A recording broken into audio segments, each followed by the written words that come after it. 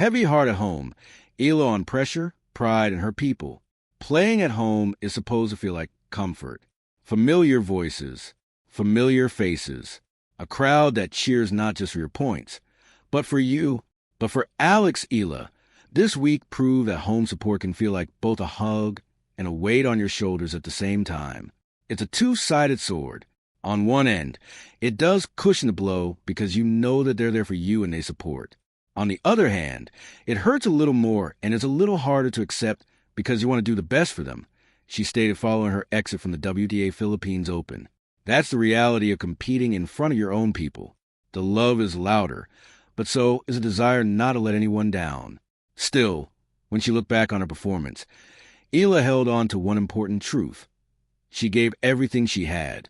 There were no shortcuts, no half measures, no lingering regrets about the effort she showed on court.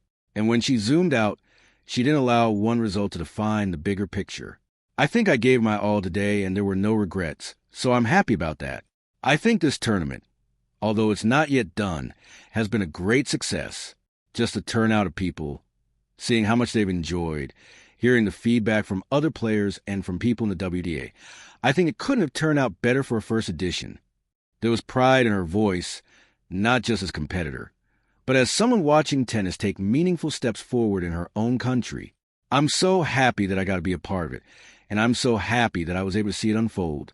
I think there's a lot of room for improvement having just 2 professional tournaments for women. I think there's a huge margin for improvement there. That belief extends beyond tournaments and infrastructure. Eala believes deeply in the athletes themselves, specifically in their talent, discipline, and hunger.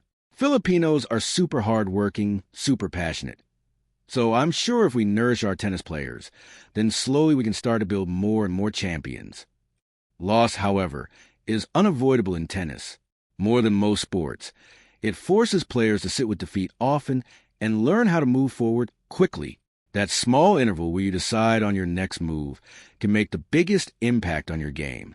It's difficult. I think everyone has their own ways of coping. For me personally, it's not always the same for each loss the way I cope. I think a part of this journey is learning to be self-aware in terms of knowing what I need to do to step back and regroup. In tennis, you lose a lot. Some losses are going to be more difficult than others. It's something I guess you have to manage. It's tough and it's just different in every situation for me. No fixed formula. Just learning, adjusting, growing. She also gave credit where it was due. Facing Camilo Osorio wasn't just a physical battle. It was tactical. Osorio disrupted her rhythm, never letting her settle. That's just how the game works, making your opponent uncomfortable. I think Camila is a very consistent player. I also think that she's very smart on court. She changed the rhythms, and she never really allowed me to be in a comfortable position. I think she executed really well. I definitely think I had my chances in some moments, but today she played better than me in those moments. I think that's just something I can work on moving forward. In the end, this week wasn't just about wins and losses.